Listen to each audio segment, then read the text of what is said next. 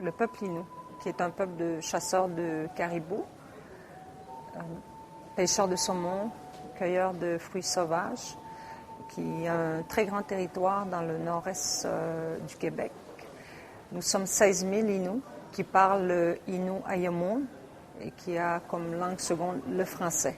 La langue française est la langue seconde des Inuits parce qu'il y a eu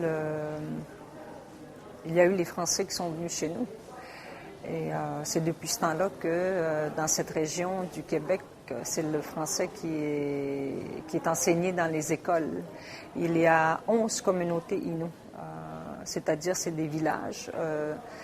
Il y a des villages qui ont 600 personnes comme le mien, qui s'appelle Equanichit, mais connu aussi sur le nom de Mingan. Et il y a d'autres communautés qui sont beaucoup plus grandes de population au niveau de 3000 personnes. Il y en a 9 du côté du Québec et 2 au Labrador. Actuellement, je vis sur le bord de la mer, mais c'est au sud et quand je regarde au nord, c'est le territoire, le Nitassinan. Pour nous, Nitassinan, le mot veut dire notre terre et c'est aussi notre mère. C'est une philosophie, c'est une façon de voir, de vivre en relation avec la terre.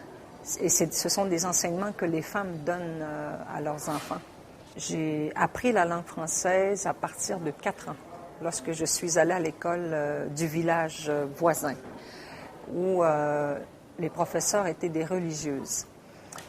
J'ai appris le catéchisme, j'ai appris à lire, j'ai appris à lire, donc j'ai lu des livres, j'ai beaucoup aimé.